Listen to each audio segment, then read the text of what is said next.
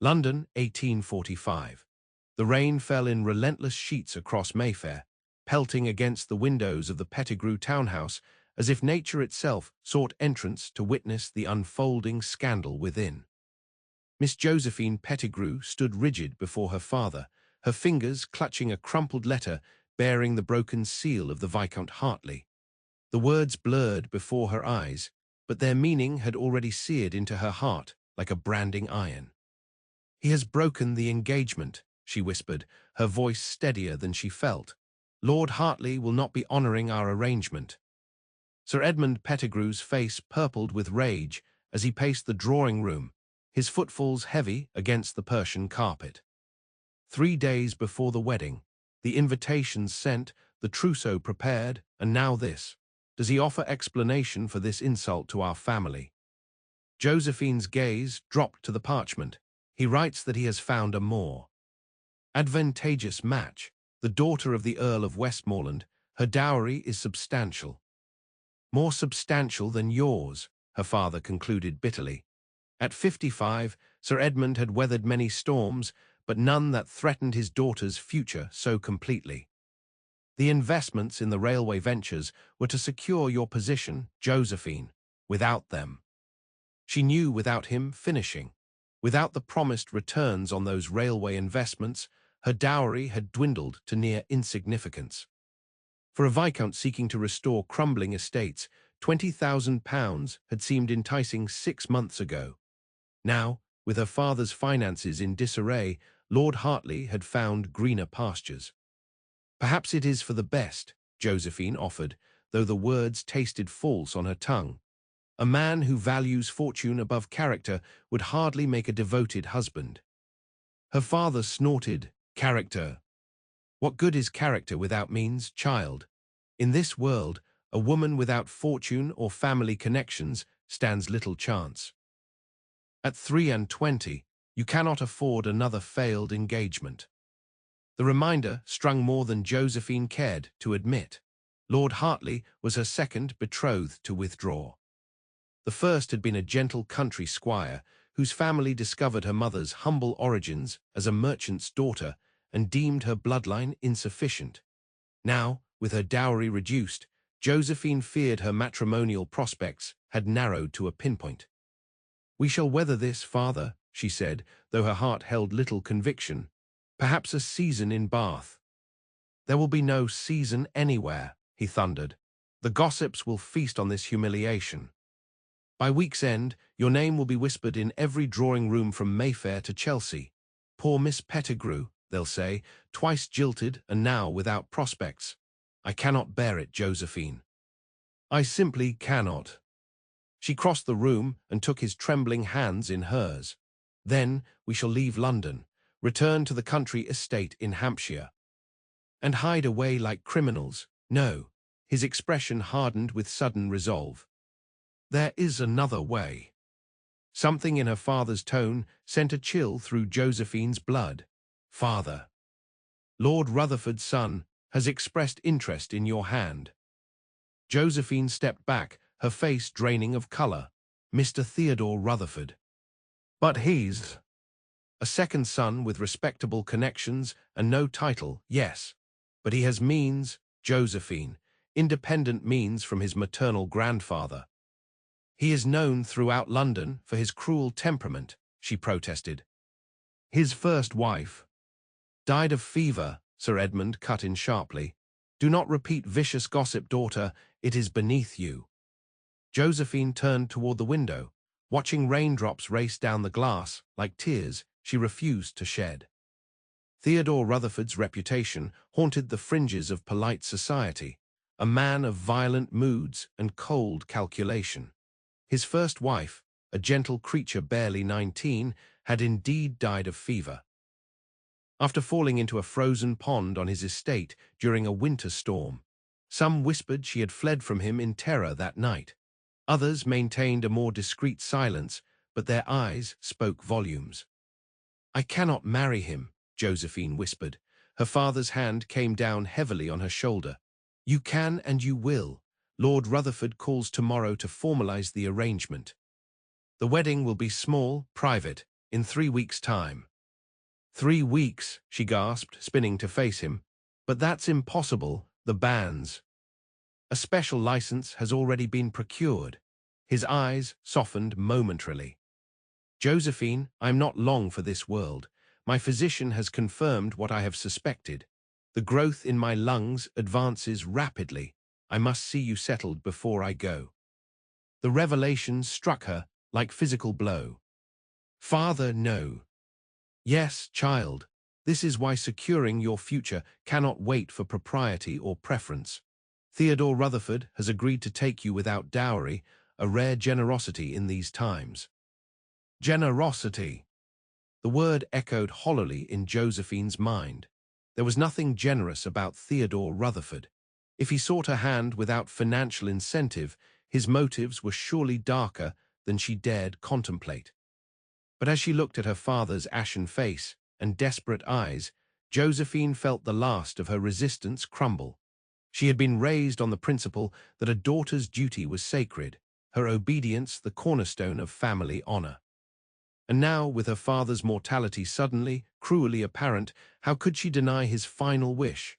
Very well, she said quietly, sealing her fate with 2 simple words. I shall marry Mr. Rutherford. Sir Edmund's relief was palpable as he embraced her. You are my greatest blessing, Josephine. This sacrifice will not be in vain. As she returned his embrace, Josephine clung to a truth she had long suspected, but now accepted with grim certainty. Love was a luxury afforded to women of means and status. For others like herself, daughters of declining fortunes and diminishing prospects, marriage was merely a transaction, a shelter against poverty and scandal. The heart's desires were irrelevant in such equations. 3 weeks later, under a sky as grey as her spirits, Josephine Pettigrew became Mrs. Theodore Rutherford in the small chapel on his family's estate. Her father, too weak to stand for long, watched from the front pew as she spoke vows to a man whose cold blue eyes never quite met hers. The handful of guests, mainly Rutherford relations, murmured approvingly at the bride's quiet dignity, never guessing the despair that lay beneath her composed exterior. That evening, as her new husband claimed his marital rights with mechanical efficiency and not a word of tenderness, Josephine retreated deep within herself, building walls around her heart that she vowed would never be breached again. Love, she decided, was indeed not for women like her. Better to expect nothing than to nurture hope, only to have it crushed beneath reality's merciless boot.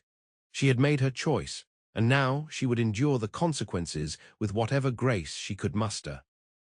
6 months into her marriage, Josephine sat before her dressing table, carefully applying a thin layer of rice powder to the fading bruise along her jawline. The morning light, streaming through lace curtains, revealed what evening shadows concealed, a face grown thinner, paler, with eyes that held the wariness of a hunted creature. "A letter has arrived, ma'am," announced her lady's maid, Martha, entering with a silver tray. "From Hampshire." Josephine's fingers trembled slightly as she took the envelope. Her father's condition had worsened steadily since the wedding. Each letter from the housekeeper at their country estate brought news of his declining health. "Shall I help with your hair now, ma'am?" Martha asked, her eyes deliberately avoiding the bruise. "In a moment, Martha." Josephine broke the seal and unfolded the letter. As she read, the color drained from her face. The missive dropped from her suddenly nerveless fingers. "Ma'am," Martha ventured, alarmed by her mistress's expression. "My father has passed," Josephine whispered. 4 days ago. He is already buried in the family plot." Martha crossed herself. "Oh, my poor lady, I'm so sorry." A single tear tracked down Josephine's cheek before she mastered herself. "I must inform Mr. Rutherford. He will need to know about the funeral arrangements." "What funeral arrangements?" Theodore Rutherford's voice sliced through the room as he appeared in the doorway. Tall and immaculately dressed, with features that might have been handsome were they not perpetually arranged in an expression of cold disdain, he surveyed his wife with critical eyes. "Leave us," he commanded Martha, who curtsied and fled. Josephine rose, The letter clutched to her breast. "My father has died. I must return to Hampshire immediately to—" "You'll go nowhere," he interrupted, crossing to the window. "The burial is done. What purpose would your presence serve now? But there are matters to settle, the estate, his personal effects. I've already dispatched my man of business." Theodore turned, his thin lips curved in what might charitably be called a smile. "Your father's estate is now part of our holdings, naturally. The entail ensures it." Josephine felt as if the floor had dropped away beneath her. "My father's estate passes to me, his only child. There is no entail." Theodore's laughter held no warmth. "My poor, naive wife, did you not read the marriage settlements? Upon your father's death, all his properties transfer to me as your husband. It's all perfectly legal." The realization crashed over her like ice water. Her father, desperate to secure her marriage, had signed away her inheritance. The Hampshire estate, her childhood home, the gardens her mother had lovingly designed, the small library where she had spent countless hours, all now belonged to the man who stood before her with calculating eyes. "You knew," she whispered, comprehension dawning. "You married me for my father's lands." Theodore shrugged elegantly. "The Rutherford estates adjoin your father's property in Hampshire. The acquisition makes excellent strategic sense." His eyes narrowed. "Did you imagine I married you for your beauty or wit? You're passable enough, I suppose, but hardly a prize worth claiming without additional incentives." Each word struck like a physical blow, yet Josephine refused to crumple before him. "I wish to visit my father's grave." "Perhaps in the spring," he replied dismissively. "For now, you'll remain in London. I've invited several influential gentlemen to dine this evening. You will play the perfect hostess despite your bereavement." "I am in mourning," she protested. "It would be improper." His hand shot out, gripping her wrist with bruising force. "You will do as you're told, Josephine. Your father is no longer here to coddle your sensibilities. You are my wife, and you will fulfill your duties accordingly." She met his gaze unflinchingly. "And if I refuse?" His fingers tightened until she winced. "Then you will find that my patience has limits." He released her abruptly. "Wear the blue silk tonight, it shows fewer marks." After he left, Josephine sank to the floor, her body shaking not with sobs but with fury. In 6 months of marriage, she had learned that tears accomplished nothing with Theodore Rutherford. He seemed to feed on her distress, growing more domineering with each display of weakness. As she knelt there, something hardened within Josephine Rutherford's heart. She would endure, not merely survive, but find some way to reclaim control of her life. Theodore had taken her inheritance, her freedom, even her dignity. But he could not take her will unless she surrendered it. That evening, she appeared at dinner in the blue silk as commanded, her hair arranged to elegant advantage, her manners impeccable as she charmed her husband's guests. If anyone noticed how her smile never reached her eyes, they were too tactful to mention it. 3 years passed in a grey parade of London seasons, country house visits, and carefully orchestrated appearances at social events where Josephine performed her role as Mrs. Theodore Rutherford with mechanical precision. Her husband's periodic cruelties, a slap for a perceived slight, a public humiliation for an imagined flirtation, became simply another aspect of existence to be weathered, like English rain or winter chill. Society whispered, of course. Ladies exchanged glances when Josephine appeared with her arm in a sling after a riding accident. Gentlemen frowned at Theodore's increasingly public displays of intoxication and his harsh words to his silent wife. But whispers remained whispers.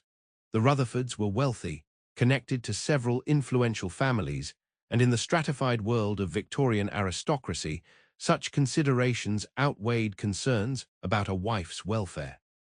On a crisp autumn morning in 1848, Josephine sat in Hyde Park watching children play near the Serpentine. Her companion, Mrs. Wilson, a poor relation of Theodore's, who served as her chaperone, and spy, dozed on the bench beside her, lulled by the gentle sunshine and the exhaustion of constantly reporting Josephine's every movement to her husband. Josephine opened her book, Wordsworth's poetry, one small pleasure Theodore permitted because he considered poetry suitably feminine, and lost herself in verses about daffodils and solitude. So absorbed was she that she didn't notice the tall figure approaching until a shadow fell across her page. "Mrs. Rutherford, I believe." She looked up into the face of a stranger, a gentleman of perhaps 35, with features that spoke of strength tempered by kindness. His eyes, a warm hazel that reminded her of autumn leaves, regarded her with an interest that seemed more than casual politeness. "Yes," she acknowledged, closing her book, "though I'm afraid you have the advantage, sir." He bowed formally. "Kenley Winthrop, Duke of Moorland. I've just returned to London after several years abroad." Josephine's breath caught. The Duke of Moorland was a figure of some renown, a widower who had abandoned England for extended travel following his wife's death in childbirth.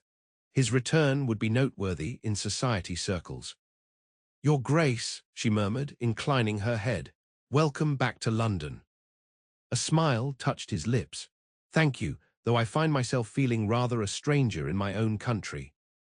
Everything seems to have changed in my absence." His gaze softened as it rested on her face. "I knew your father, Mrs. Rutherford. Sir Edmund was a good man." Unexpected tears pricked at Josephine's eyes. "Few people mentioned her father anymore.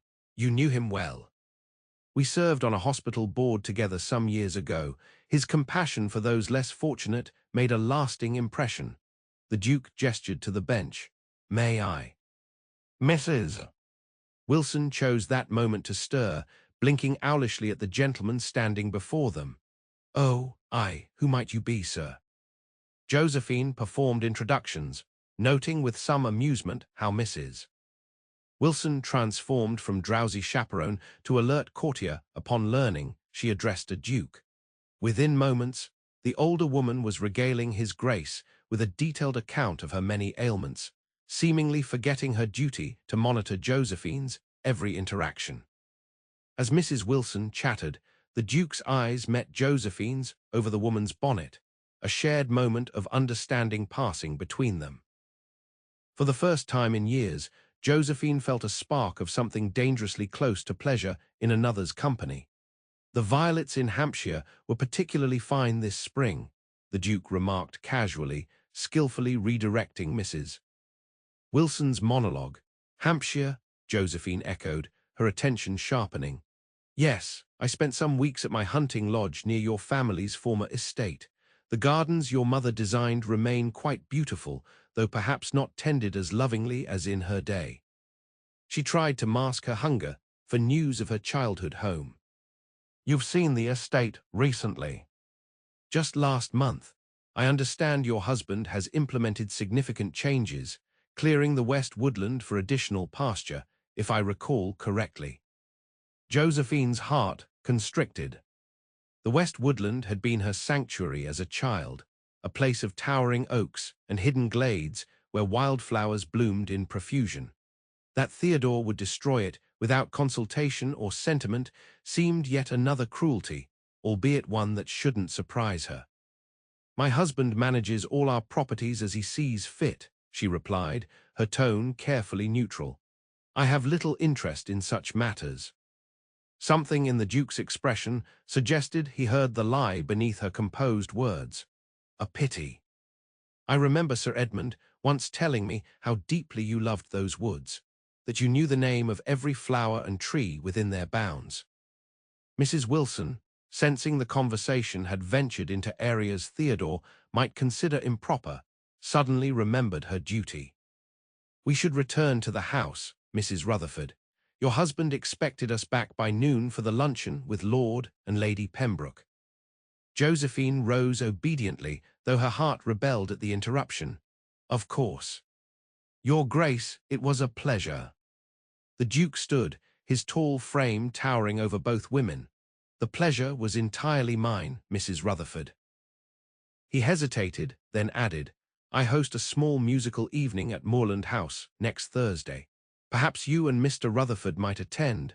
Lady Harlow will perform several new compositions that I think might interest you." "Mrs." Wilson answered before Josephine could. "Mr. Rutherford would be honored, I'm certain, so kind of your grace to include us in your intimate circle." The Duke's eyes never left Josephine's face. "The invitation is extended primarily for Mrs. Rutherford's benefit. I recall Sir Edmund mentioning his daughter's exceptional musical appreciation." A flush of pleasure warmed Josephine's cheeks. "My father was too generous in his assessment of my abilities, but I would indeed enjoy such an evening." "Thank you, Your Grace."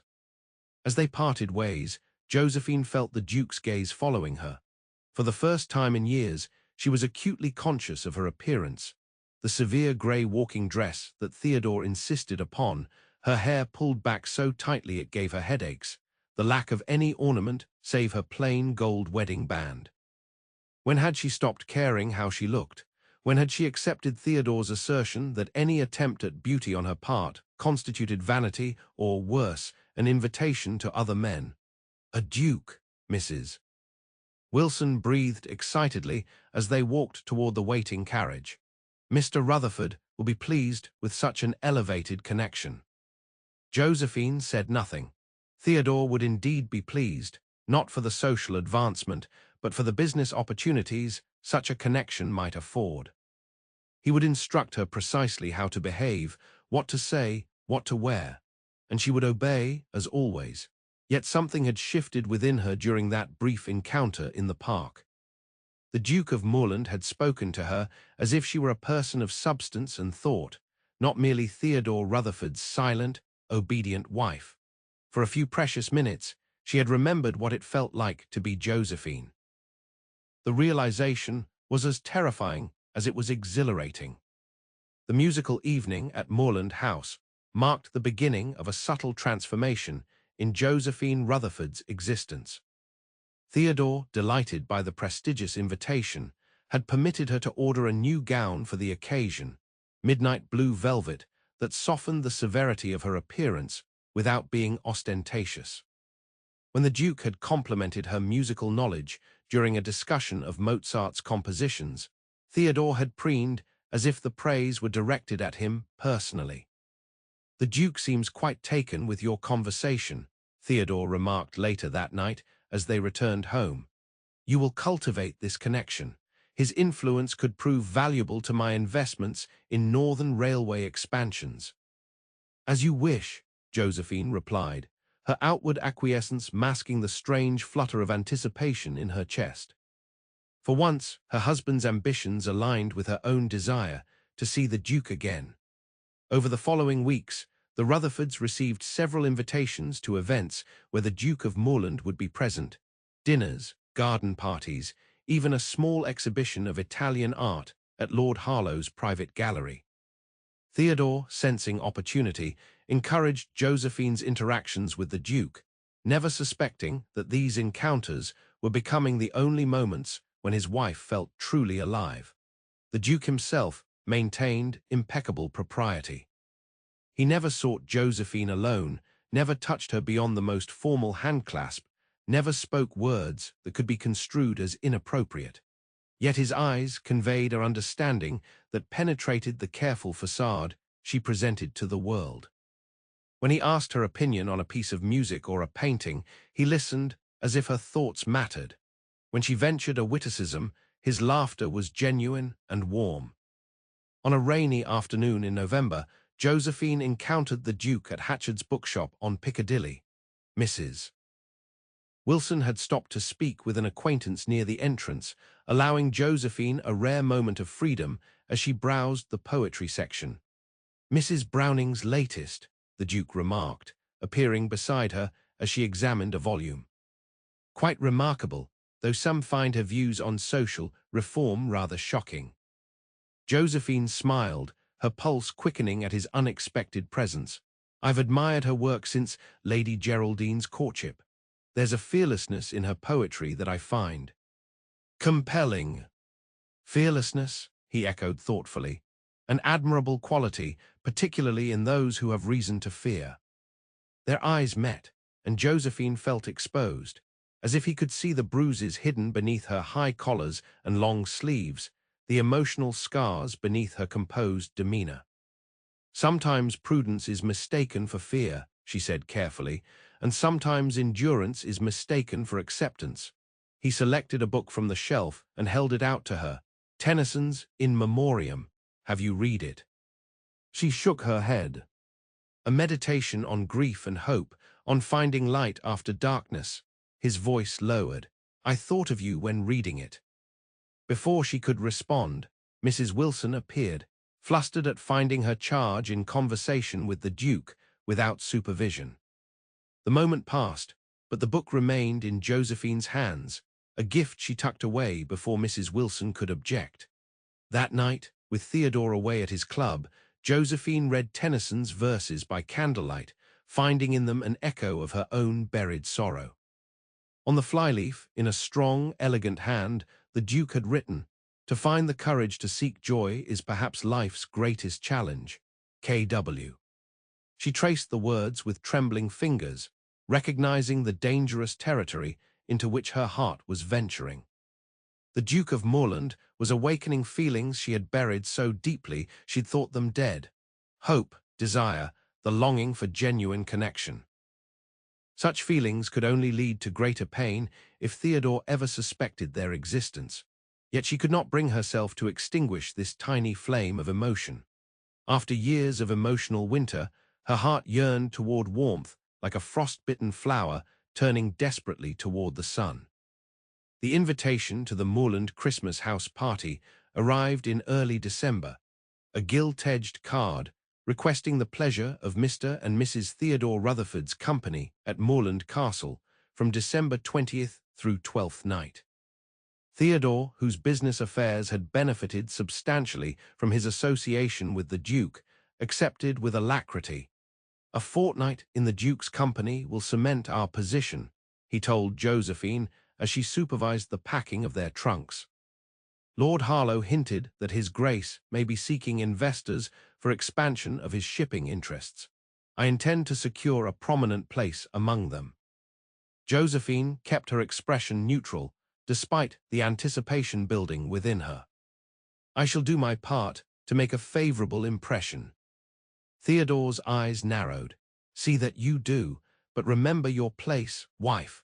The Duke has shown you consideration out of respect for your father's memory.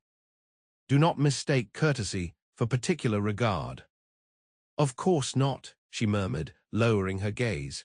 "I harbor no illusions about my position." The truth of that statement pierced her more sharply than she'd anticipated. What had begun as simple gratitude for the Duke's kindness had blossomed into something deeper, a friendship, certainly, but also a painful awareness of what her life might have been had fate dealt her a different hand. In the Duke's presence, she glimpsed a version of herself that had never had the chance to exist, a Josephine who spoke freely, laughed openly, and moved through the world without constant fear.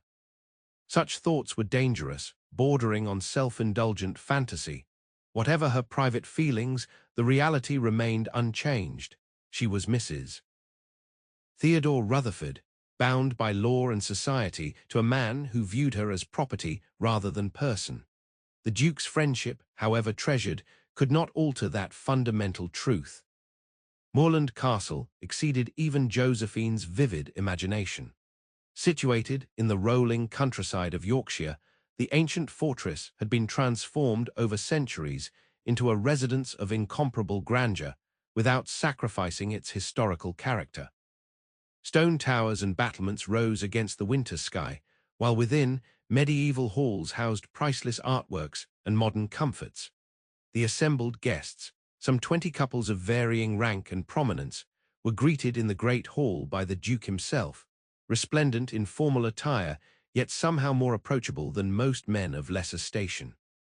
"Mr. and Mrs. Rutherford," he welcomed them, his eyes warming as they rested briefly on Josephine. "I'm delighted you could join us for the festivities." Theodore bowed with unusual deference. "The honor is entirely ours, Your Grace." We anticipate a memorable celebration. Indeed, the Duke signaled to a waiting footman. Phillips will show you to your chambers. I've placed you in the east wing, Mrs. Rutherford, with a view of the rose garden.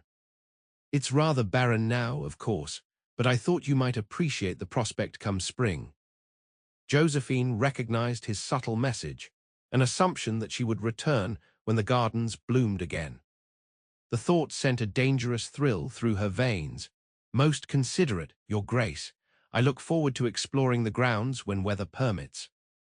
As they followed the footman through vaulted corridors hung with tapestries and family portraits, Theodore leaned close to whisper in her ear. The East Wing, quite prestigious. We are clearly in favor. She nodded, though her thoughts were not on social positioning, but on the brief, gentle understanding she'd glimpsed in the Duke's gaze. It was as if he saw beyond the careful mask she presented to the world, perceiving the woman she had once been, or perhaps the woman she might yet become. Their assigned chambers proved luxurious beyond expectation, a spacious suite comprising separate bedrooms for husband and wife connected by a comfortable sitting room. Theodore, upon inspecting the accommodations, seemed particularly pleased by this arrangement. "Excellent," he remarked, examining the heavy door that connected his bedroom to the shared sitting area. "I detest being disturbed by your restless sleeping. You may read as late as you wish without concern for my comfort." Josephine concealed her relief at this unexpected reprieve from his presence. How thoughtful of His Grace to consider our preferences. "No doubt informed by his staff," Theodore replied dismissively. "The best households maintain detailed records of their guests' requirements. Now you will wear the green silk at dinner. The color suits you well enough, and I wish you to appear to advantage tonight." She obeyed without argument, allowing her lady's maid to arrange her hair in a more flattering style than Theodore usually permitted. As she studied her reflection before dinner, Josephine barely recognized herself. The severe plainness that had characterized her appearance for years had softened. The green silk, while modest by fashionable standards, highlighted the natural grace of her figure. Her hair, dressed with simple elegance rather than forbidding severity, framed a face that had begun to lose its pinched, fearful quality. Was this the woman the Duke saw when he looked at her? Not beautiful, perhaps, but possessed of a quiet dignity and intelligence that transcended conventional prettiness. Such vanity, she chided herself, turning away from the mirror. Such dangerous thoughts. Dinner that evening established the pattern for the days to follow. The Duke presided over his table with easy charm, drawing each guest into conversation, ensuring that even the most reserved among them felt valued. Josephine, seated some distance from him as protocol dictated, found herself engaged in lively discussion with an elderly viscount whose knowledge of botanical specimens rivaled her own.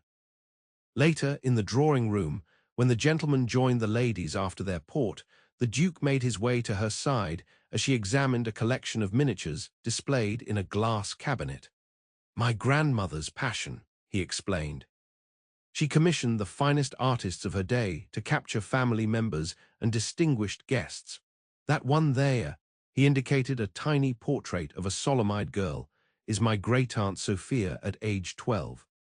She later scandalized society by eloping with her drawing master and living quite happily in Florence until the age of 93.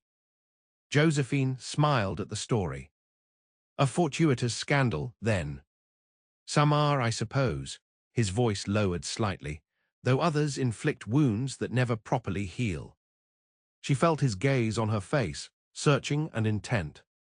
"You speak from observation, Your Grace." "From observation, from experience, from watching those I care about suffer needlessly." He paused, seeming to choose his words with great care. "Mrs. Rutherford, forgive my directness, but I have wondered, are you content in your present circumstances?" The question, so gently posed, yet so profoundly intrusive, left her momentarily speechless. No one had ever asked about her happiness, her contentment. It had never seemed relevant to her role as daughter, then wife. Contentment is a luxury few can claim absolutely, she finally replied, her voice steady despite her inner turmoil. We all make accommodations with life as we find it, do we not? Some accommodations exceed what duty or honor can reasonably demand. His gaze flickered briefly to the fading bruise at her temple, a souvenir from Theodore's displeasure over a misplaced cravat pin the day before their departure for Yorkshire. Shame flooded her. He had noticed. Of course he had noticed. A man of his perception would see beyond her careful concealment. Your Grace, Josephine, Theodore's voice, sharp with warning, cut through their conversation as he approached. Lord Harlow seeks your opinion on a musical question. Do attend him at once. She moved to obey, but the Duke's hand touched her arm briefly, a fleeting contact that nevertheless sent warmth cascading through her. This conversation is merely postponed, Mrs. Rutherford, he murmured. Not concluded. That night, alone in her bedroom, Josephine wept for the first time in years, not from pain or despair, but from the overwhelming realization that someone had seen her suffering and found it unacceptable. The Duke's concern, expressed so carefully yet unmistakably, had breached the walls she'd built around her heart. Hope, that most dangerous of emotions, had taken root within her.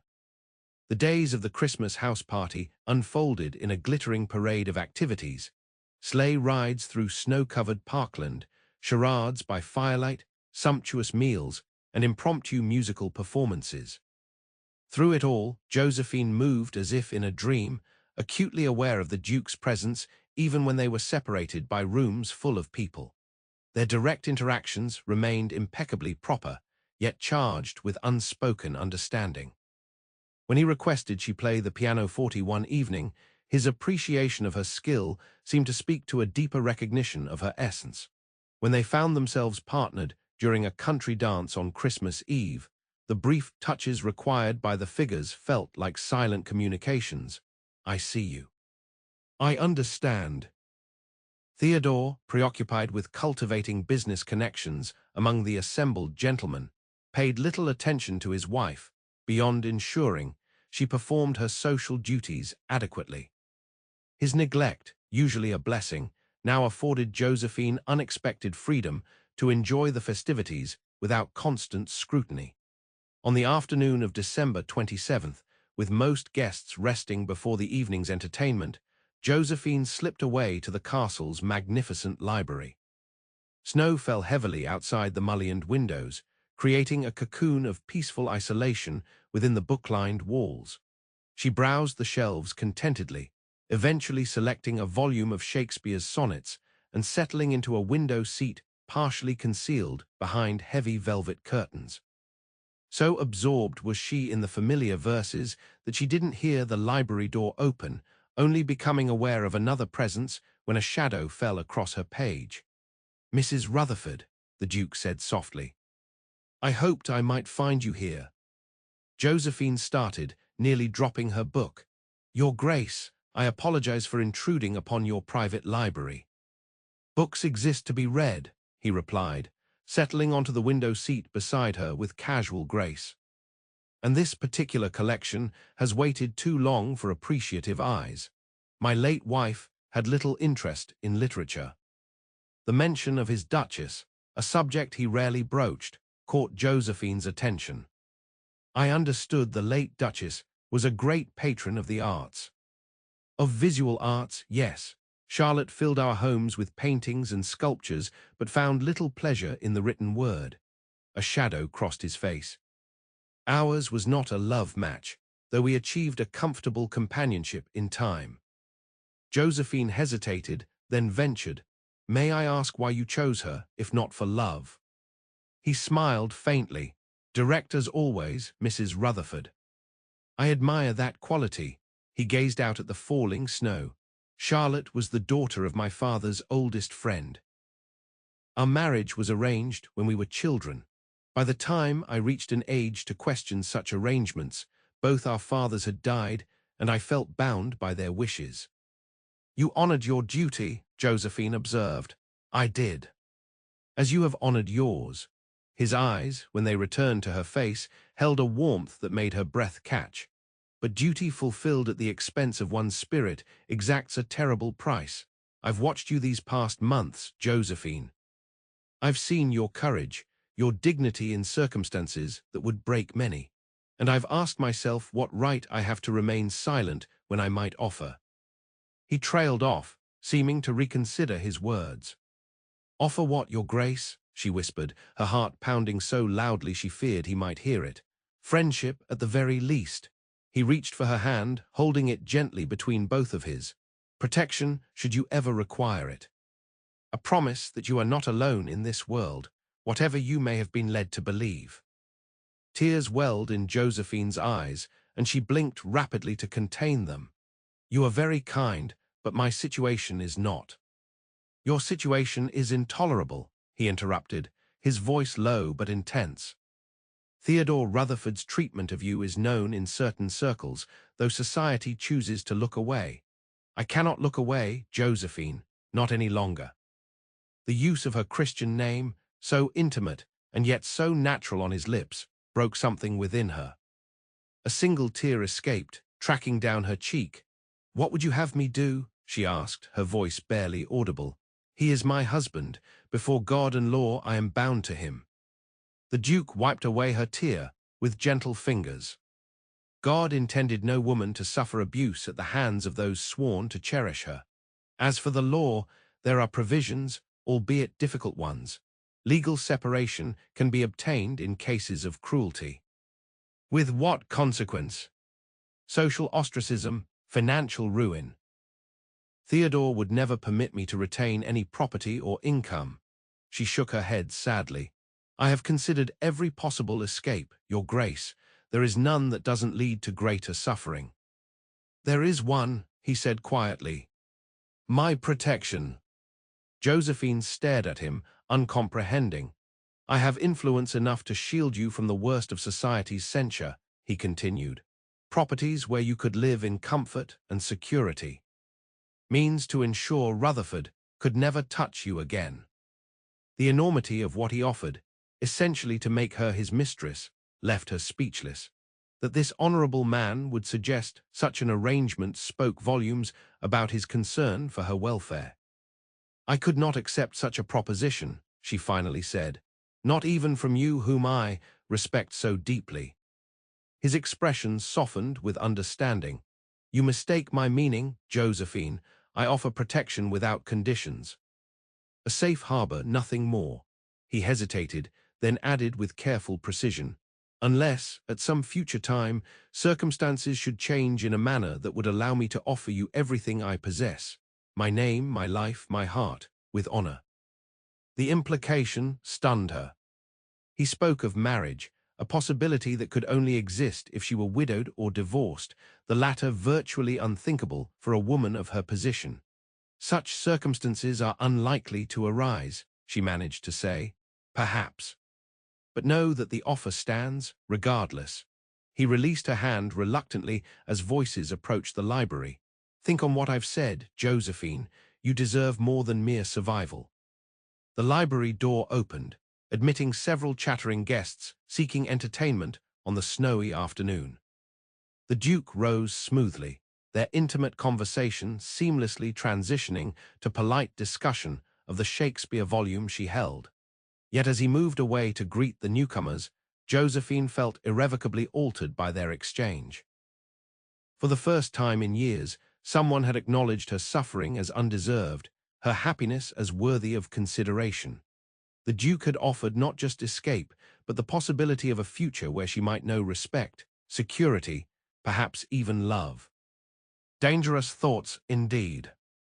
That evening, as guests assembled for dinner, Theodore drew Josephine aside in a secluded alcove, his fingers digging painfully into her arm. You were seen with the Duke in the library this afternoon, he hissed. Alone, engaged in what appeared to be a most intimate conversation. Josephine's blood froze. We discussed literature, nothing more. The Duke happened upon me reading. Do you take me for a fool? Theodore's face contorted with rage. I've watched his attention to you these past months. his particular consideration, his frequent inquiries after your welfare. His Grace is kind to all his guests, she protested, trying to keep her voice steady. Any special attention he shows me is out of respect for my late father's memory. Theodore's grip tightened until she had to bite her lip to prevent a cry of pain.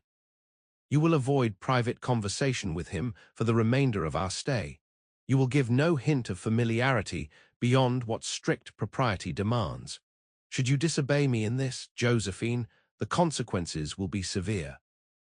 I understand, she whispered, relief flooding her as he released her arm. See that you do.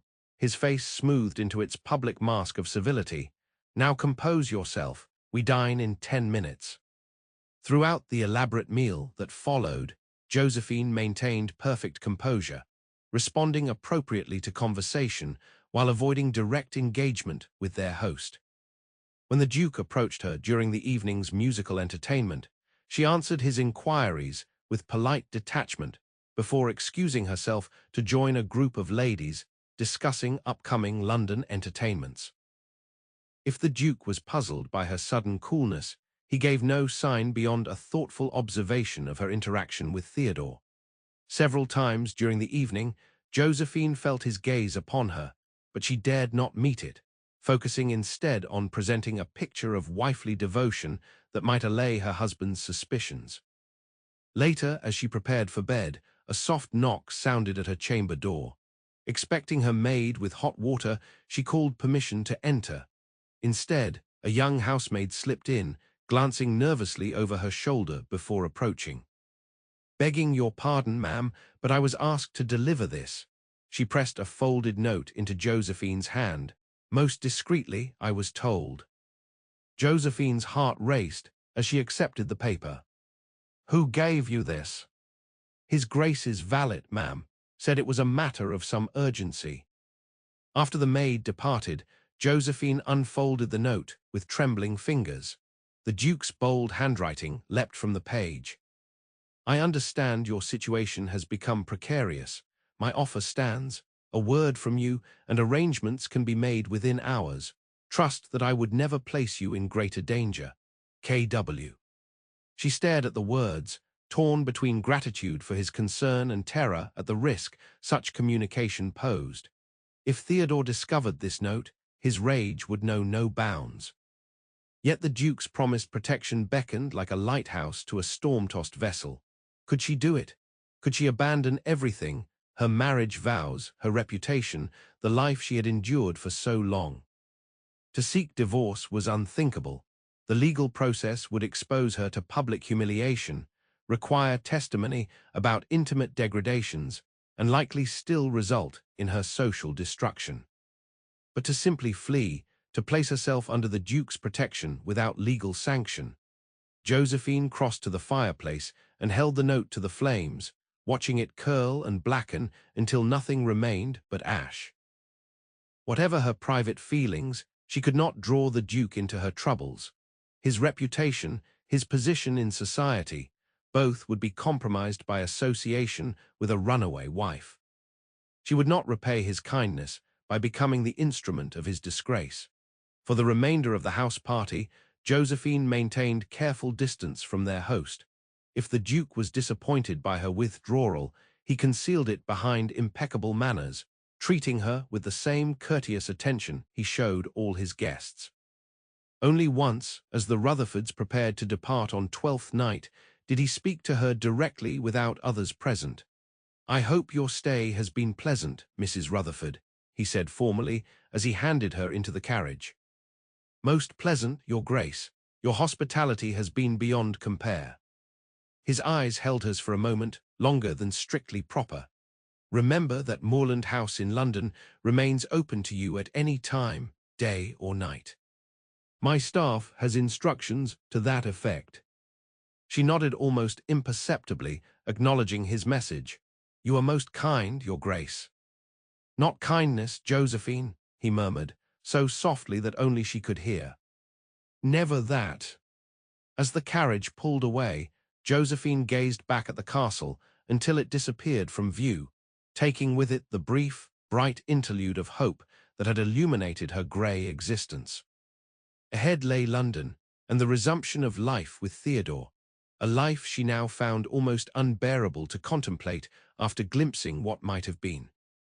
Their return to London coincided with a particularly harsh winter, both in weather and in Theodore's treatment of his wife. Whether motivated by genuine suspicion or simply seeking an outlet for his frustrations with business matters, he subjected Josephine to increasing cruelty, restricting her movements to the house, dismissing her loyal lady's maid, and replacing Mrs. Wilson with a stern companion who reported her every action.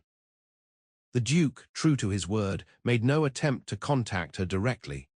Occasionally, Josephine glimpsed his tall figure at the opera or in Hyde Park, but circumstances, carefully managed by Theodore, prevented any private exchange.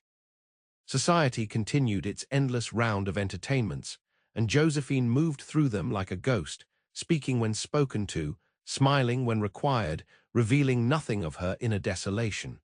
In late February, disaster struck.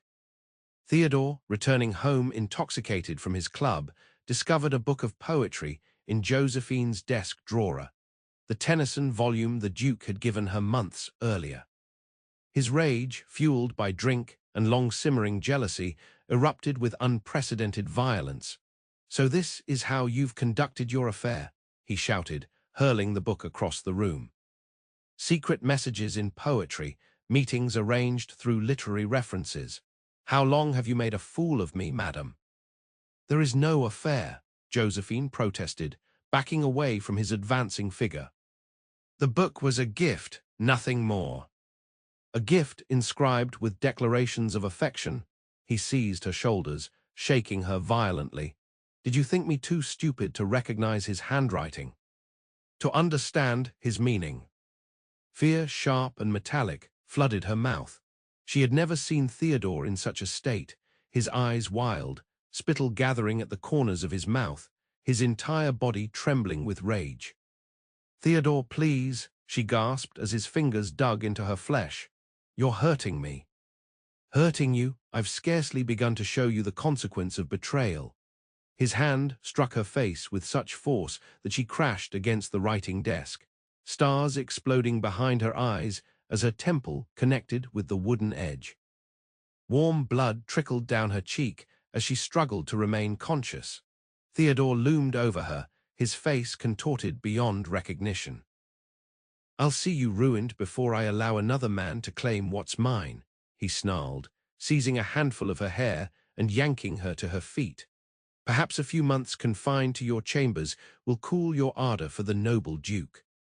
Something broke within Josephine at that moment, a final tether to duty, to endurance, to the belief that her suffering served some greater purpose. As Theodore dragged her toward the stairs, she twisted suddenly in his grasp and shoved him with all her strength. Caught off balance, he staggered backward, his eyes widening with shock before he tumbled down the staircase, his body making a sickening series of thuds before coming to rest at the bottom. Josephine stood frozen at the top of the stairs, blood dripping from her temple, her breath coming in short, panicked gasps as she stared at her husband's motionless form. Had she killed him? The thought brought neither horror nor satisfaction, only a strange, detached awareness that her life had irrevocably changed in that instant. Gathering her scattered wits, she descended the stairs carefully, kneeling beside Theodore's body. He lived, his chest rose and fell in shallow breaths, and a pulse fluttered at his throat. But his limbs lay at unnatural angles, and blood pooled beneath his head where it had struck the marble floor. "Help," she called, her voice surprisingly steady. "Someone help, Mr. Rutherford has fallen." The household sprang to life, servants rushing from various quarters, exclamations of dismay, hasty dispatches for the physician. Through it all, Josephine maintained remarkable composure, directing the careful transport of Theodore's unconscious form to his bedchamber, instructing the footman to summon not only their regular doctor, but also a surgeon from St. Bartholomew's Hospital. "Such presence of mind, ma'am," murmured the housekeeper admiringly as Josephine supervised the preparation of Theodore's room. Many a wife would have swooned at such a sight. Hysteria serves no purpose in emergencies, Josephine replied, mechanically issuing orders for hot water, clean linens, and the special brandy Theodore kept for medicinal purposes. Only when alone in her dressing room, ostensibly changing her blood-stained gown, did Josephine confront the enormity of what had occurred. She had struck back.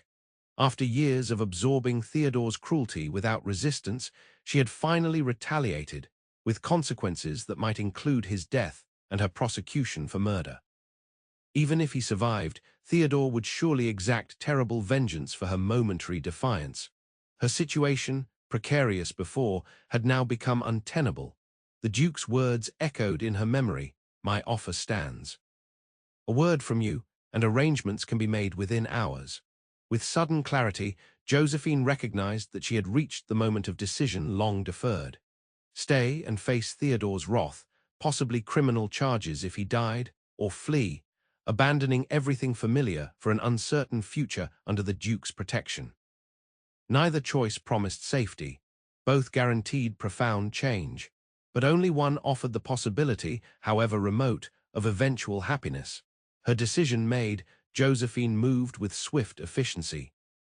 While the household focused on Theodore's care, she gathered essential items: a small portrait of her parents, her mother's wedding ring, a few pieces of jewelry that were truly hers, and a modest sum from her household accounts. These she secreted in a small valise, hidden beneath her bed until opportunity for escape presented itself. That opportunity came sooner than expected. The physicians, after examining Theodore, pronounced his condition grave: a severe concussion, 3 broken ribs, and a fractured femur. He would require constant attendance by medical professionals for at least a fortnight. "You should rest, Mrs. Rutherford," advised the senior physician kindly. "The servants can maintain watch tonight, and we've engaged 2 experienced nurses to care for Mr. Rutherford in shifts. Your presence, while commendable, is unnecessary at present." Josephine accepted this advice with appropriate reluctance, retiring to her chambers as if to rest.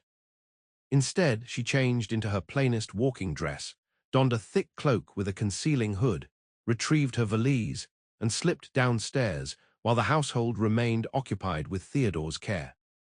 The night was bitterly cold, snow swirling in ghostly eddies as Josephine hurried through deserted streets. She had dismissed the idea of taking a hackney directly to Moorland House. Such a journey might be recalled by the driver if questions arose later. Instead, she walked several blocks before hailing a cab to take her to a fashionable hotel near Regent's Park. From there, she engaged a second vehicle for the final leg to the Duke's London residence. Moorland House rose like a fortress against the night sky, its windows glowing with warm light despite the late hour. Josephine hesitated at the imposing entrance, doubt assailing her courage. What if the Duke had merely offered pretty words without genuine intent? What if, faced with the reality of a fugitive wife on his doorstep, his sense of honor dictated he return her to her husband? Before she could retreat, the door swung open to reveal an elderly butler whose impassive expression betrayed no surprise at finding a cloaked woman on the threshold at midnight. "Mrs. Rutherford, I presume," he said with formal courtesy. "His Grace has been expecting you. Please come in." The Duke himself appeared in the entrance hall before Josephine could question this startling statement. He wore informal evening attire, as if he had been reading or working late, rather than waiting specifically for her arrival. "Josephine," he said simply, crossing to take her cold hands in his warm ones, "thank God you've come." She stared at him in confusion. "You were expecting me, but how could you know?" "Word reaches me quickly when it concerns those I care about," he replied, guiding her gently into a well-appointed study where a fire blazed cheerfully. "I heard of Rutherford's accident within hours of its occurrence. When my sources reported your departure from the house shortly thereafter, I hoped you might seek refuge here." The realization that he maintained informants within her household, servants reporting her movements, Perhaps even her treatment at Theodore's hands should have disturbed her. Instead, Josephine felt only profound relief that someone had been watching over her during those dark months. "He will look for me here first," she said, removing her sodden cloak at his urging. "Undoubtedly. When he regains consciousness." The Duke studied her face, his expression hardening as he noted the bruise blooming along her cheekbone and the dried blood at her temple. "Your injuries require attention. I've taken the liberty of arranging for my personal physician to examine you." "That isn't necessary." "It is absolutely necessary," he interrupted firmly, "both for your well-being and for what may come after." She understood his meaning immediately. "You wish to document Theodore's assault." "I wish to ensure that when he inevitably accuses you of attempting to murder him, we have evidence of his violence preceding the incident." The Duke's voice remained calm, but his eyes blazed with controlled anger. "Tell me what happened, Josephine, all of it." Seated before the fire with a glass of fortified wine to steady her nerves, Josephine related the events of the evening, Theodore's discovery of the book, his accusations, the physical assault, and her desperate push that sent him tumbling down the stairs. "I didn't intend to harm him," she concluded, her hands trembling despite the warmth of the room. "I only wanted him to release me." "Of course you didn't," the Duke affirmed. "Any reasonable person would recognize your actions as self-defense against a violent aggressor." He paced before the fireplace, his expression thoughtful. "Nevertheless, Rutherford will not hesitate to paint you as an adulteress who attempted to murder him when discovered. His pride would permit nothing less." Fear clutched at Josephine's heart. "Will I be arrested?" "Not if I can prevent it." The Duke knelt before her chair, taking her hands once more. "Josephine, I must ask you to trust me completely in the days ahead. There are measures I can take to protect you, but they will require your absolute confidence in my judgment." She met his earnest gaze unflinchingly. "I have trusted you since that first day in the park, when you spoke of my father with such genuine respect. I trust you now, perhaps unwisely, with my life and future." Something flickered in his eyes, a warmth that transcended mere approval or satisfaction. "Then here is what we must do. Tonight, you will be examined by my physician and your injuries documented. Tomorrow, before Rutherford regains consciousness, we depart for Moorland Castle in Yorkshire." "Flee London?" Josephine's eyes widened. "But that would appear an admission of guilt." "It would appear a prudent withdrawal from a dangerous situation," he corrected gently. "My northern estate lies beyond Rutherford's immediate reach. There we can await developments while ensuring your safety." The plan, while sensible, troubled her deeply. "Your reputation will suffer terribly if you're perceived as harboring a wife who has fled her husband. The scandal is of no consequence compared to your welfare." He smiled slightly. "I have weathered society's disapproval before, Josephine. I assure you, my position is secure enough to withstand gossip, however malicious." Before she could protest further, the butler announced the arrival of Dr. Harrington, the Duke's personal physician. What followed was a thorough but compassionate examination of Josephine's injuries, meticulous documentation of bruises, both fresh and healing, and careful questioning about previous incidents of violence. Throughout this uncomfortable process, the Duke remained nearby, though he withdrew from the room during the physical examination out of propriety. His steady presence, his unwavering support despite the potential scandal to his name, affected Josephine more profoundly than any declaration of affection could have done. By dawn, decisions had been made and preparations set in motion. The Duke's most trusted servants packed essentials for a journey north, while messages were dispatched to Moorland Castle announcing their imminent arrival. Josephine, provided with appropriate clothing from the Duchess's former wardrobe, altered hastily by the housekeeper, prepared herself for the journey with a curious mixture of dread and anticipation. "One final matter requires attention before we depart," the Duke informed her as they breakfasted privately in his study. "I've taken the liberty of engaging a solicitor specializing in matrimonial difficulties. Mr. Franklin will accompany us to Yorkshire and advise on legal options should Rutherford pursue charges against you." Josephine set down her teacup with unsteady hands. What options could possibly exist? "I cannot divorce Theodore. The courts would never grant a wife such remedy except in the most extraordinary circumstances. And even if I could, the scandal would destroy any chance of respectable future life." "There are alternatives to divorce," the Duke replied carefully. "Legal separation with financial provision can sometimes be arranged, particularly when evidence of cruelty exists. Mr. Franklin has handled several such cases with discretion and success." She shook her head, unconvinced. "Theodore would never agree to such terms. His pride alone would prevent it, even if he had no genuine desire for my return." The Duke's expression remained inscrutable. "Let us allow events to unfold before assuming the worst outcome.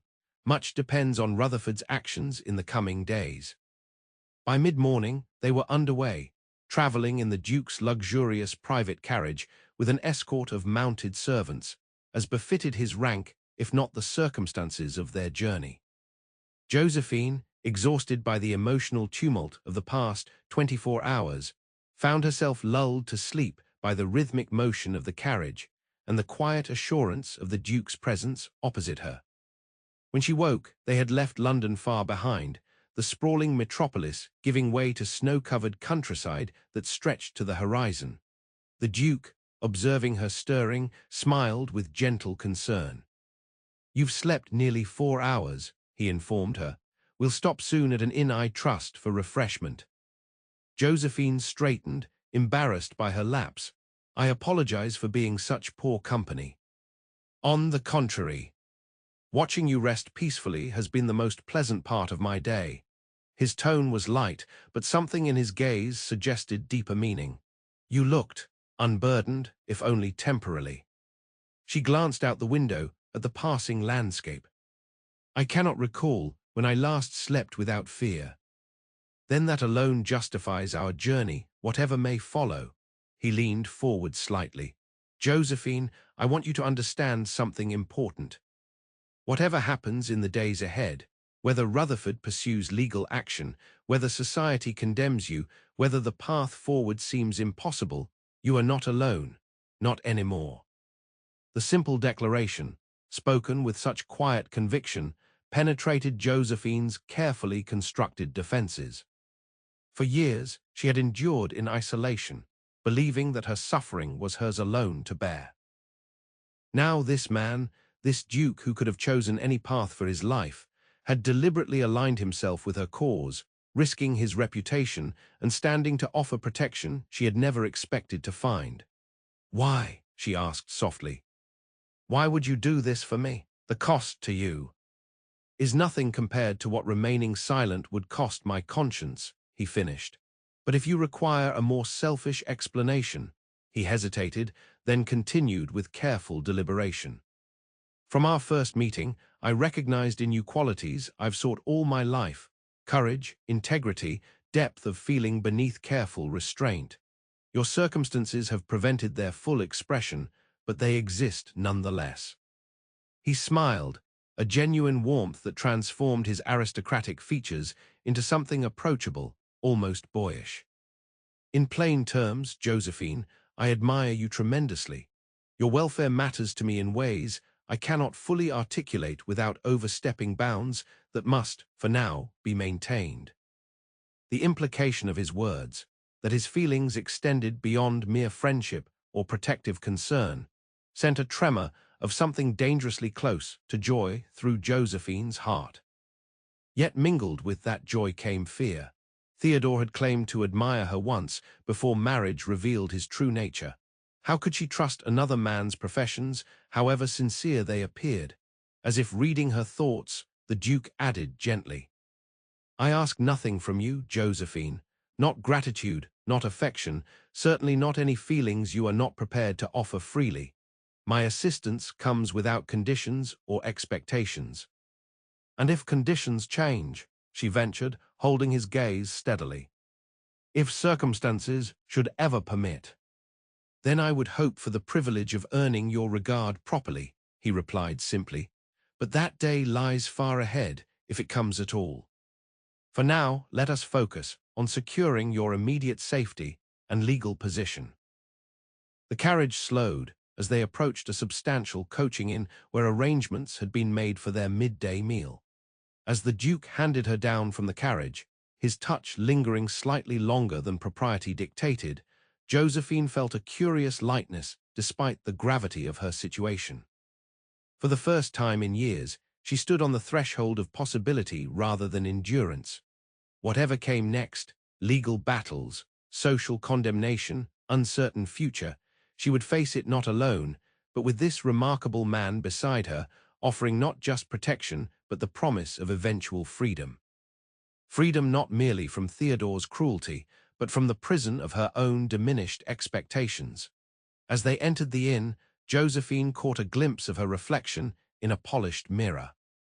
The woman who gazed back seemed different somehow, still bearing visible marks of Theodore's violence, still dressed in hastily altered mourning clothes, yet transformed by something indefinable in her eyes. Not quite hope, perhaps, but its precursor, the recognition that hope might one day be possible again. It was enough for now. It had to be. The journey to Moorland Castle continued for 3 days, their progress slowed by heavy snowfall that transformed the northern landscape into a glittering, treacherous wonderland. Throughout the journey, the Duke maintained scrupulous propriety despite their unusual circumstances, engaging Mr. Franklin in lengthy discussions of legal precedents, ensuring Josephine was always attended by a female servant, and treating her with formal courtesy that nevertheless conveyed deeper concern. They arrived at Moorland Castle on a brilliant winter afternoon, sunlight striking diamond sparks from snow-laden trees and transforming the ancient fortress into a fairy-tale vision. Unlike their Christmas visit, when the castle had bustled with guests and festivities, the great house now stood in peaceful solitude, its reduced staff prepared for their arrival but unobtrusive in their service. "You'll occupy the Duchess's suite," the Duke informed Josephine as a motherly housekeeper led her upstairs. "I thought you might prefer rooms with a southern exposure for additional warmth and light." The suite proved to be a sanctuary of comfort, elegant without ostentation, warm despite the medieval stone walls, and blissfully private. For the first time since fleeing London, Josephine found herself truly alone, able to consider the extraordinary turn her life had taken. Had she done the right thing? The question plagued her as she stood gazing from the mullioned windows at the snow-covered parkland beyond. Theodore's violence had been real, his threats genuine. Yet in the eyes of society, indeed, in the eyes of the law, she remained his property, bound to him until death dissolved their union. By fleeing, by seeking another man's protection, she had violated the most fundamental tenets of wifely obligation. The fact that her protector was a duke, a man of unimpeachable reputation and substantial influence, might mitigate the scandal somewhat. But nothing could entirely erase the stain of her actions in the judgment of respectable society. A soft knock interrupted her troubled reflections. Upon opening the door, she found a maid bearing a sealed note from the Duke, requesting her presence in the library at her convenience. The formal courtesy of the invitation, as if she were an honored guest rather than a fugitive under his protection, touched Josephine deeply. The library, with its soaring ceilings and walls of leather-bound volumes, radiated scholarly tranquility. A fire blazed in the massive stone fireplace, casting dancing shadows across oriental carpets and well-worn leather chairs. The Duke stood before the hearth, deep in conversation with Mr. Franklin, but broke off immediately upon Josephine's entrance. "Ah, Mrs. Rutherford, I trust you find your accommodations satisfactory." His tone was formal, clearly for the benefit of the solicitor, but his eyes conveyed warmer concern. "More than satisfactory, Your Grace. Your thoughtfulness overwhelms me." The Duke gestured toward a comfortable chair near the fire. "Please join us. Mr. Franklin has received some intelligence from London that requires discussion." Josephine's heart raced as she took the offered seat. "News of my husband." Mr. Franklin, a slight, scholarly man with kind eyes behind wire-rimmed spectacles, cleared his throat. "Indeed, madam. Mr. Rutherford regained consciousness yesterday afternoon. His physical condition, while serious, is not life-threatening. However, his mental state appears agitated." "Meaning what, precisely?" the Duke prompted. "He has made certain allegations against Mrs. Rutherford," the solicitor replied carefully. "Specifically, that she attempted to murder him in order to pursue an illicit relationship with another gentleman." Josephine closed her eyes briefly. "Has he named this other gentleman?" "Not explicitly in public statements. However, his man of business has made discreet inquiries regarding your whereabouts, with particular emphasis on whether you might have sought refuge with his grace." The Duke's expression remained impassive. "As expected, has Rutherford initiated legal proceedings?" "Not yet, your grace. His physicians advise against any exertion during his recovery. However, his intentions appear clear. He seeks either Mrs. Rutherford's return to his custody or her arrest for attempted murder." Josephine's fingers clutched the arms of her chair. "Then I have only exchanged one prison for another. Eventually, I must either return to Theodore or face criminal charges." "Neither outcome is inevitable," Mr. Franklin assured her. "The documentation of your injuries, combined with witness statements my associates are gathering from the Rutherford household staff regarding previous incidents, create a compelling defense of self-protection." "Household staff would testify against their master?" Josephine asked incredulously. "They depend on him for their livelihood." The Duke exchanged glances with Mr. Franklin. "Several have already provided sworn statements," he informed her. "Your lady's maid, Martha, proved particularly forthcoming once assured of alternative employment." Warmth flooded Josephine's cheeks as she realized the implications. "You've been preparing for this eventuality for some time." "Since Christmas," the Duke acknowledged. "I had hoped intervention wouldn't prove necessary, but I couldn't ignore the possibility." Mr. Franklin coughed discreetly. "There is another matter of potential significance. It appears Mr. Rutherford's financial affairs are not as robust as commonly believed. His investments in the Northern Railway venture have suffered substantial losses in recent months." "Theodore never discusses business with me," Josephine said. "I had no idea his circumstances were strained." "More than strained, madam. According to my sources, Mr. Rutherford faces potential bankruptcy unless he can secure significant capital within the coming quarter." The Duke's expression sharpened with interest. "And the Hampshire estate, what is its status?" "Mortgaged to its full value, I'm afraid, as are the London properties and most other assets." Josephine listened with growing astonishment as the men discussed Theodore's financial collapse, a disaster apparently months in the making, concealed behind a facade of prosperity and social position. The implications slowly crystallized in her mind. "Theodore needs my return not merely to save face," she realized aloud, "but because without me, he cannot maintain the fiction of solvency. Society might overlook a runaway wife if he appeared financially secure, but not if combined with financial ruin." "Precisely," the Duke confirmed. "Your absence threatens both his pride and his precarious financial standing." "This gives us leverage, Josephine." She frowned. "I don't understand. What leverage could my situation possibly provide?" Mr. Franklin leaned forward eagerly. "We can offer Mr. Rutherford a choice. Pursue charges against you, which we will contest vigorously with evidence of his prior abuse, thus exposing him to public scandal and certain financial collapse. Or accept a private settlement," the Duke continued. "A legal separation with generous financial provision that allows him to maintain appearances while relinquishing all claims to you. Generous provision, Josephine echoed. From what source? I have nothing of my own. The Duke's gaze held hers steadily. I would provide the necessary funds. The offer left her momentarily speechless. That he would expend substantial capital to secure her freedom from Theodore seemed beyond comprehension. I cannot accept such sacrifice, she finally managed. The sum required would be enormous, and I have no means to repay you. I seek no repayment, he replied simply. Consider it an investment in justice, if you prefer, or in the restoration of your father's daughter to the life she deserves.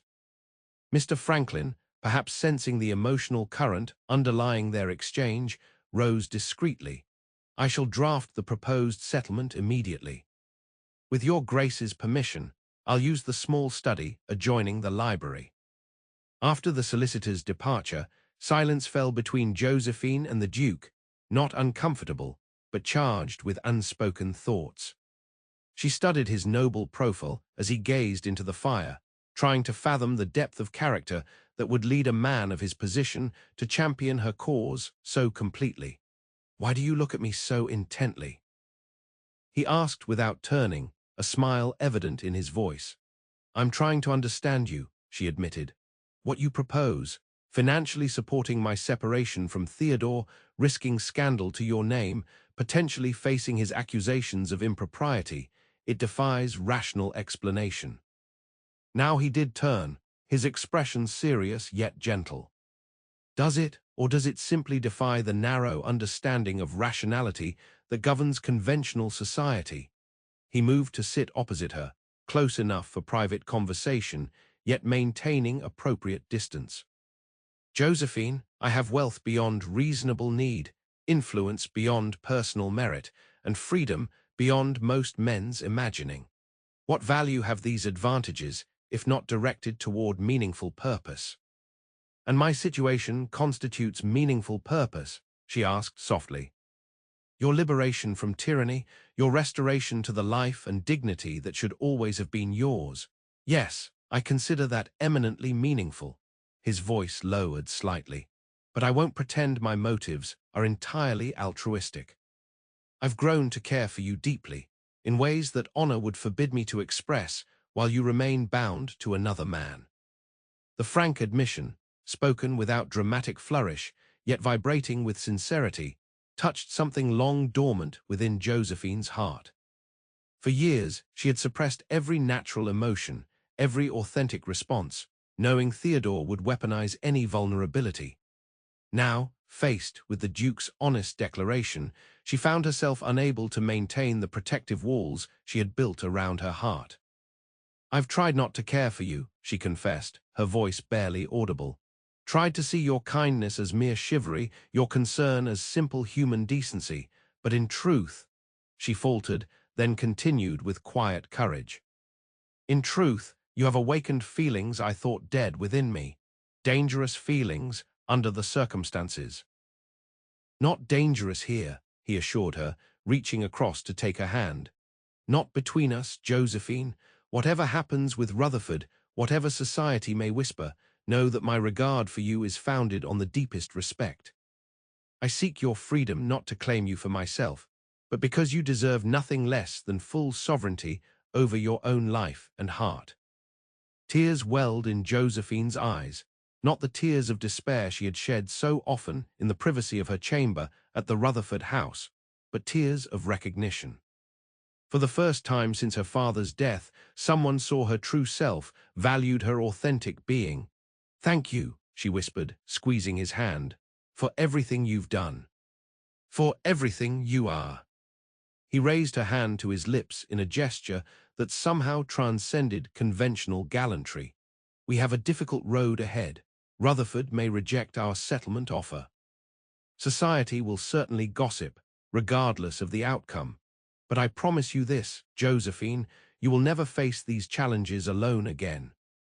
As twilight deepened outside the library windows, casting the snow-covered landscape in shades of lavender and silver, Josephine allowed herself to believe in possibilities long abandoned: freedom, dignity, perhaps even eventual happiness. The path forward remained uncertain, fraught with legal complexities and social peril, but no longer did she walk it in isolation and fear. Whatever came next, she would face it with courage renewed and hope rekindled by this extraordinary man who had offered her not just protection, but the most precious gift of all: the chance to reclaim her true self. Spring came early to Yorkshire that year, as if nature herself conspired to lift Josephine's spirits after the long winter of legal negotiations. By mid-March, snowdrops and crocuses carpeted the castle grounds, while within the ancient walls, messages arrived daily from London bearing news of Theodore's response to the proposed settlement. Initially, as expected, he had rejected all offers outright, threatening criminal charges and public denunciation of both Josephine and the Duke.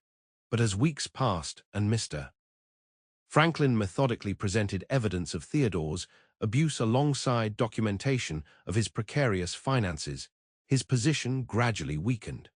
The turning point came in early April, when several of Theodore's creditors, quietly encouraged by the Duke's financial agents, began demanding immediate payment of outstanding debts. Faced with imminent bankruptcy and the social disgrace such failure would bring, Theodore finally agreed to consider the settlement terms, though he continued to posture and threaten, seeking to extract maximum advantage from his increasingly untenable position.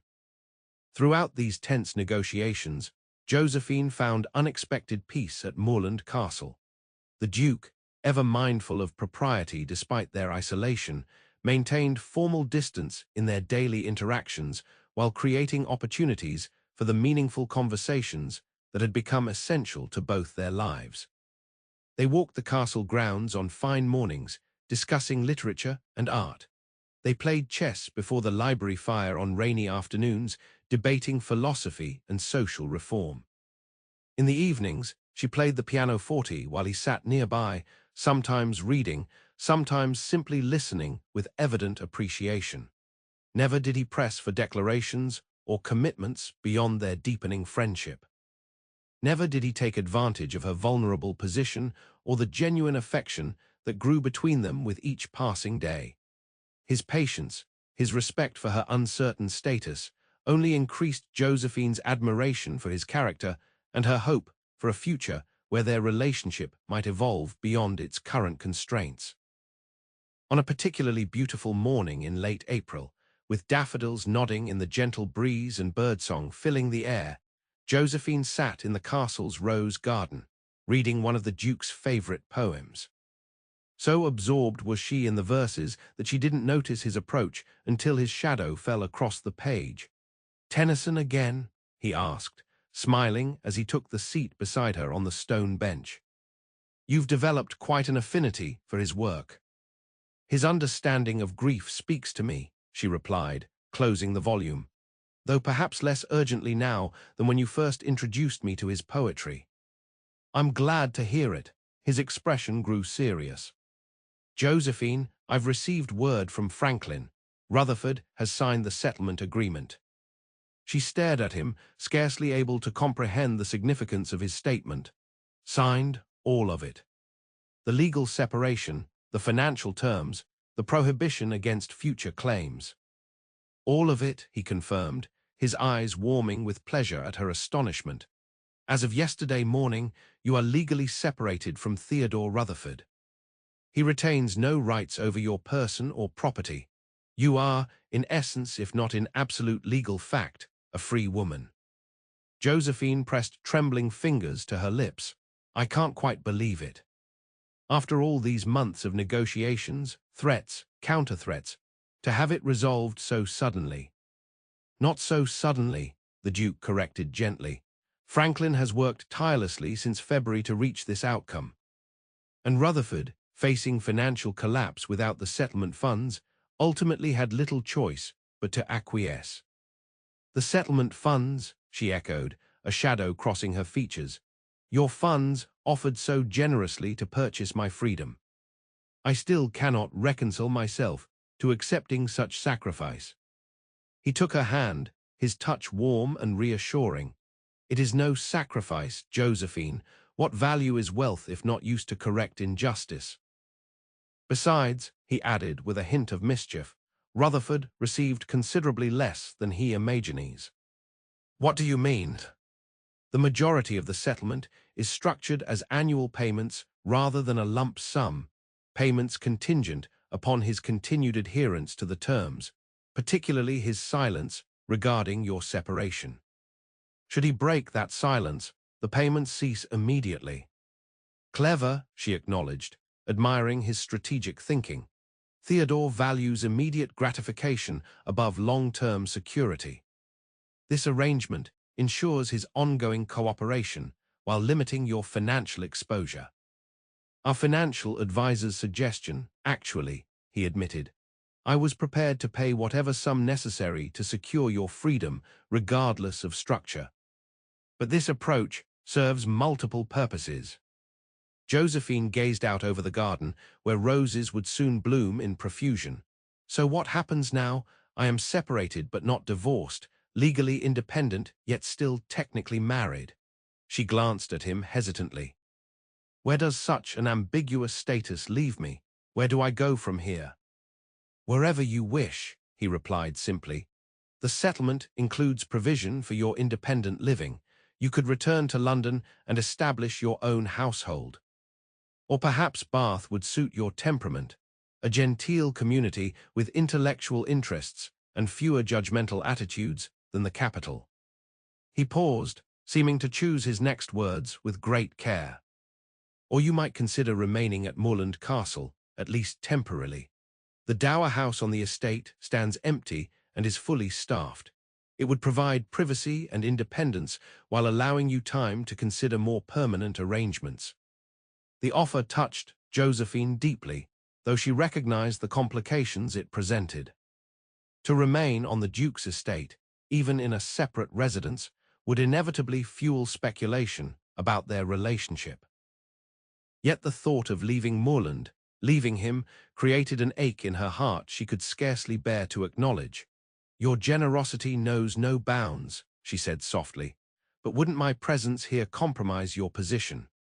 Society already whispers about the role you've played in my situation." "Society will whisper regardless of what we do," he replied with a slight shrug. "My concern is for your comfort and security, not the opinions of gossips who know nothing of our true circumstances." He hesitated, then continued with careful precision. "Josephine, I want you to know that my offer of the dower house comes with no expectations beyond your happiness. Our friendship has become precious to me, indeed, essential to my own contentment. But I would never presume upon that friendship or your vulnerable position." The unspoken implication of his words, that he desired more than friendship but would not press for it while her future remained unsettled, filled Josephine with a curious mixture of gratitude and yearning.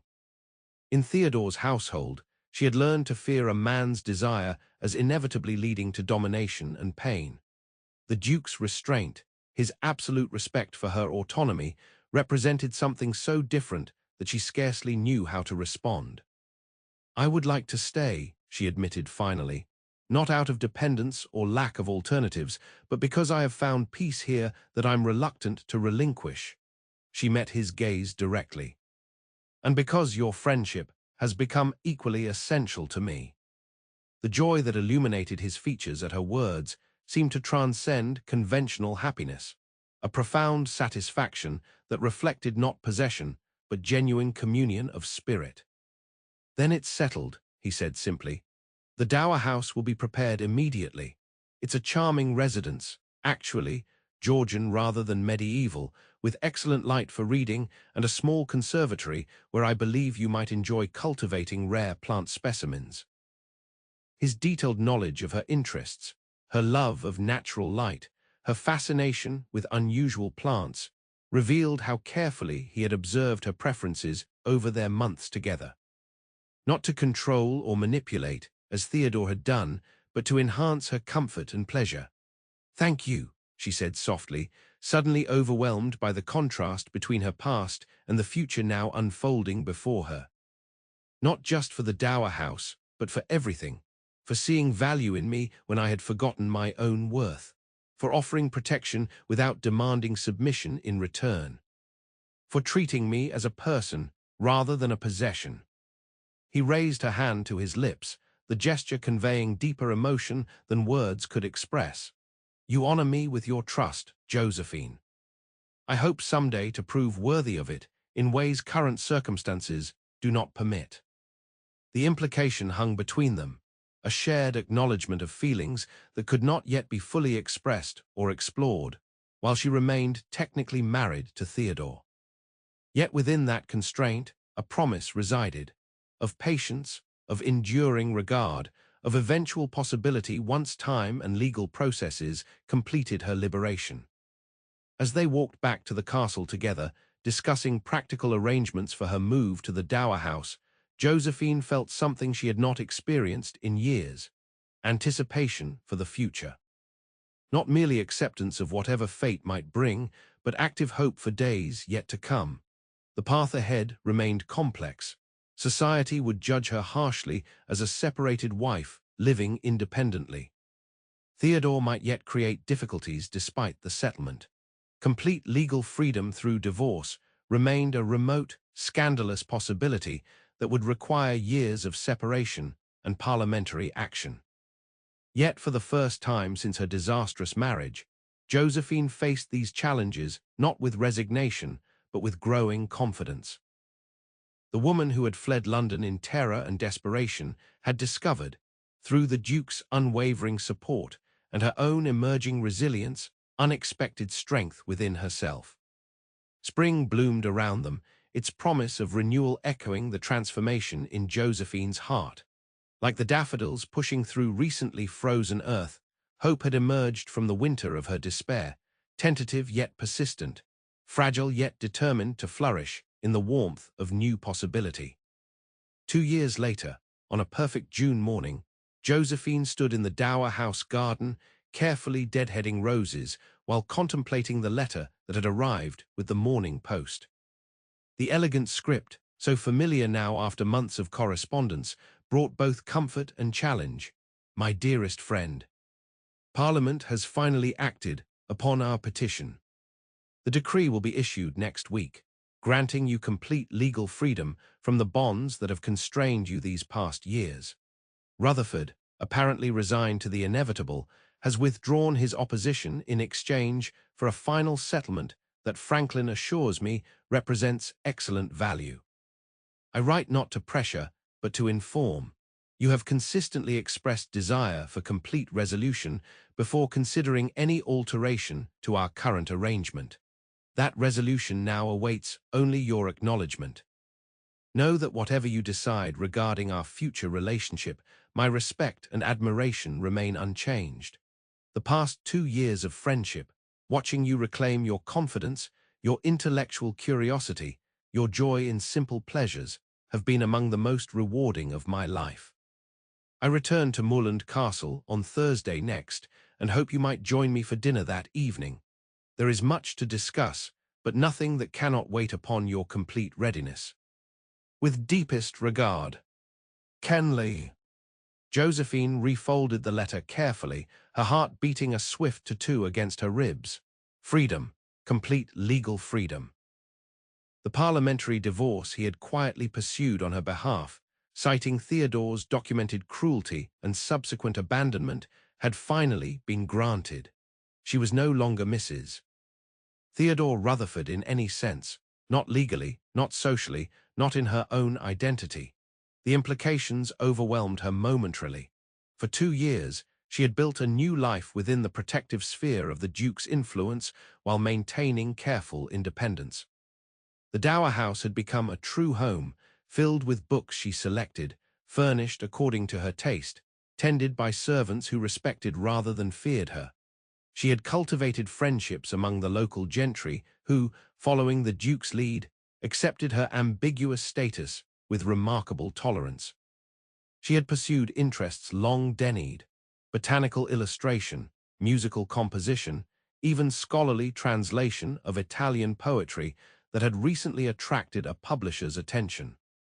Through it all, her friendship with the Duke had deepened into something that transcended conventional categories. They dined together several times weekly, exchanged books and ideas daily, shared confidences and dreams with growing intimacy. Yet he had never presumed beyond the bounds of friendship, never pressed for commitments she wasn't prepared to make while technically still married. Now that final barrier had fallen. The question implicit in his letter, would she consider a change in their relationship, demanded an answer she had long contemplated but never fully articulated, even to herself. Did she love him, beyond question? His intelligence, his integrity, his quiet strength had captured her heart long before she dared acknowledge such feelings. His patience, his respect for her autonomy, his genuine delight in her emerging confidence had only deepened that initial attraction into profound attachment. But could she contemplate marriage again, having experienced such devastating betrayal in her first union? Could she surrender her hard-won independence, her peaceful solitude, her absolute control over her daily existence? Josephine set aside her gardening shears and walked slowly toward the small stream that bordered the dower house property, seeking clarity in its gentle murmuring. The Duke had never given her reason to fear domination or control. Indeed, his every action demonstrated commitment to her freedom and self-determination. Yet marriage, by its very nature, created vulnerability. To love was to risk pain. To commit was to relinquish certain freedoms in exchange for deeper connection. Was she brave enough to take that risk again, strong enough to maintain her authentic self within the bonds of matrimony? Healed enough to believe in lasting happiness after such profound disillusionment? As she pondered these questions, her gaze fell upon a stand of wild violets growing along the stream bank, the same delicate flowers that had carpeted the west woodland of her childhood home before Theodore destroyed it for pastureland. Somehow, against all odds, these fragile blossoms had survived, thriving in new soil, creating beauty in an unexpected place. Like her, Josephine realized. She too had been uprooted, transplanted, forced to find nourishment in strange soil. Yet she had not merely survived, but flourished, developing strengths and capacities she never would have discovered in the sheltered existence of her youth or the oppressive confines of her first marriage. The revelation brought clarity like morning light dispersing fog. She was not the same woman who had married Theodore Rutherford in desperate obedience to her father's wishes. Nor was she the terrified creature who had fled down London streets on a winter night, seeking refuge from cruelty.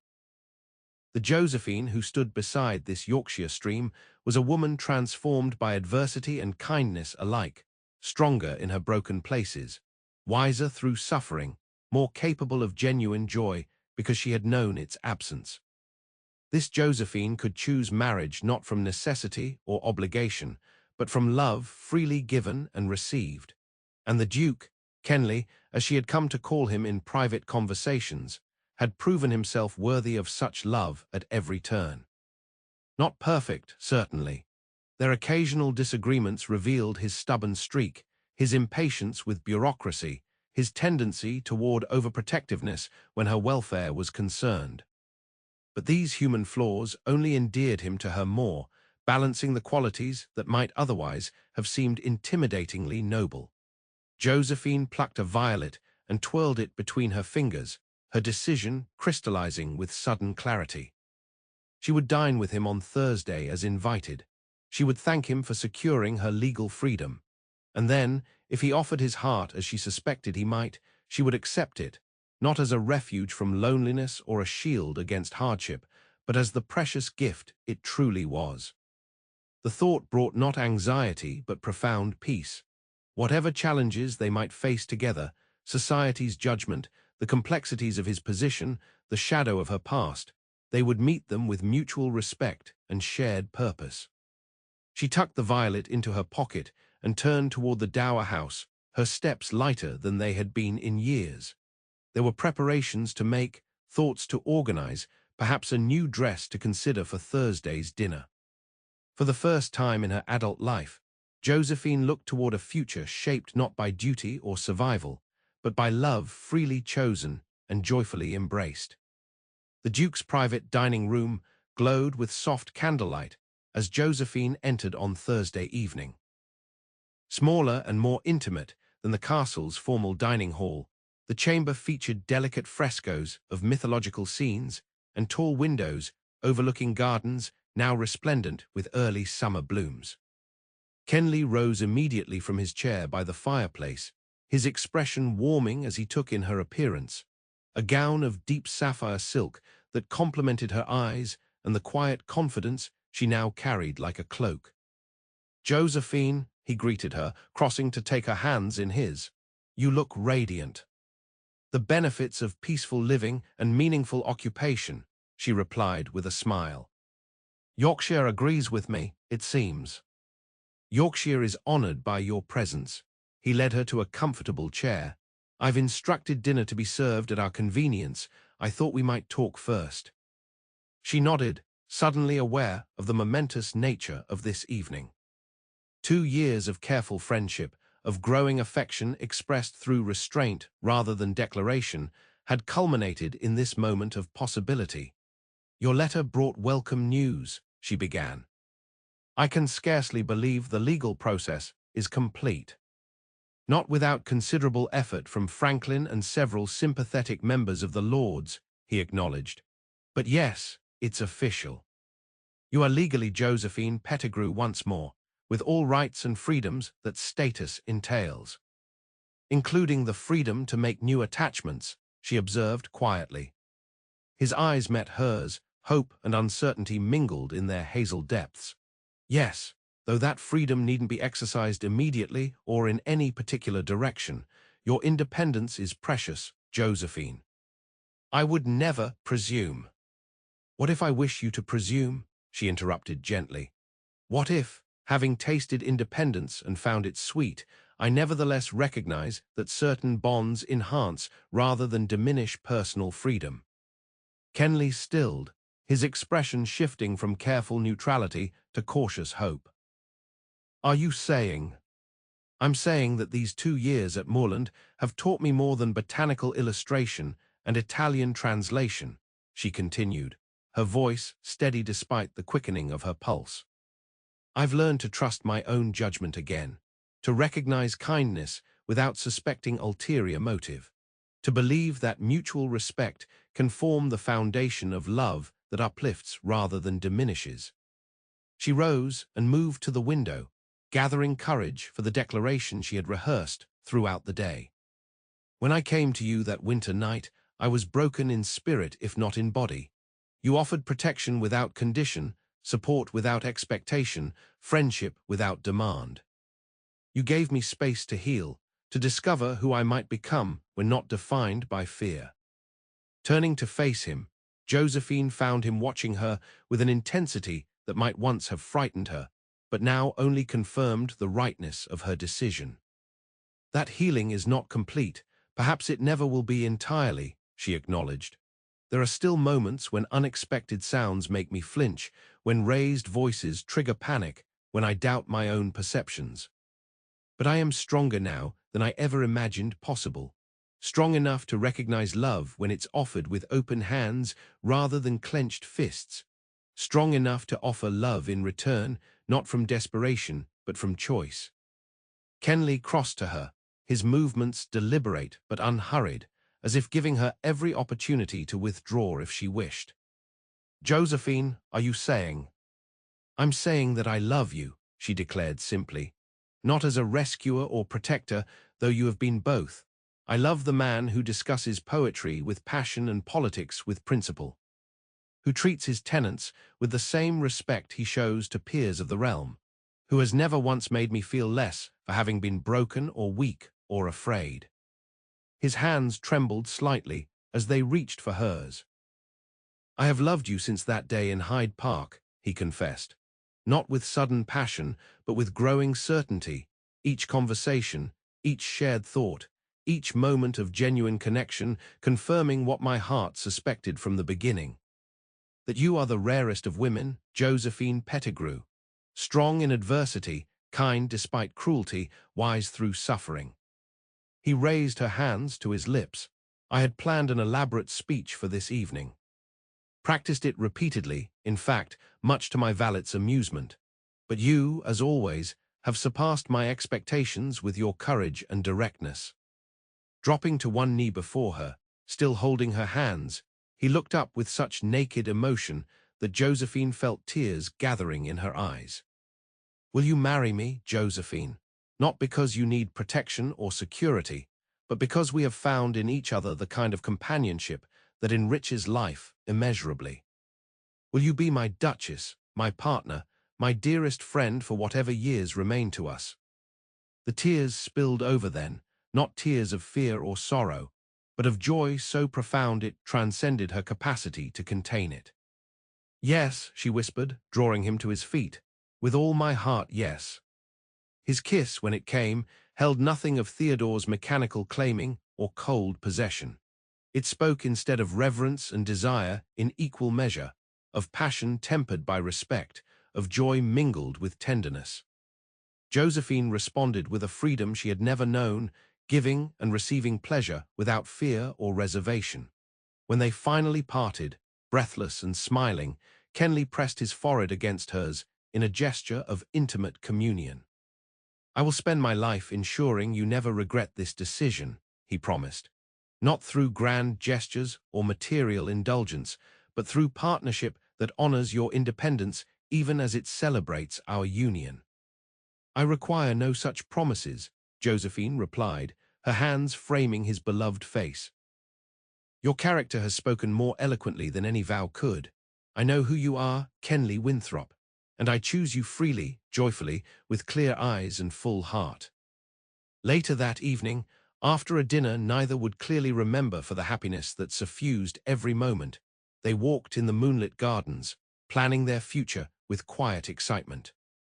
A small wedding in the village church, a period of travel afterward, perhaps to Italy where Josephine had always longed to see the art and architecture she had only encountered in books. Then return to Moorland Castle to begin their life together properly. Society would gossip, of course. The Duke's marriage to a woman separated by parliamentary divorce from a disgraced husband would create endless speculation. But Kenley's position, his unimpeachable reputation prior to his involvement with Josephine, would shield them from the worst social consequences.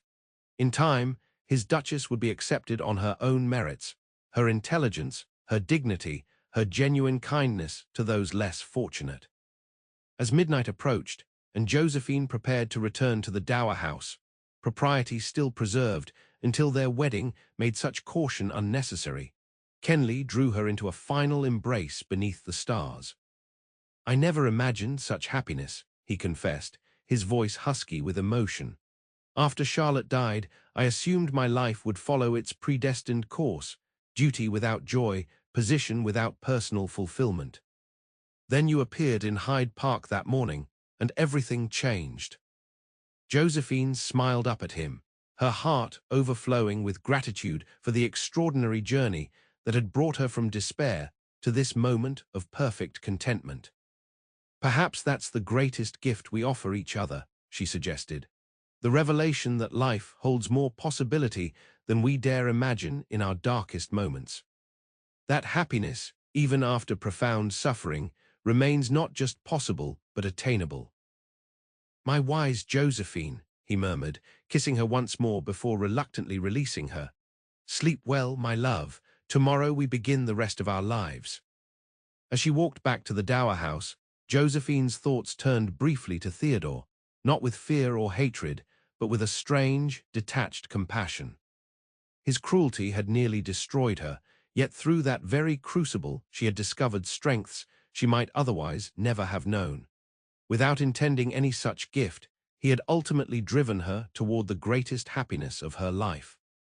The irony brought no bitterness, only a peaceful acknowledgement that life's darkest passages sometimes led to unexpected light.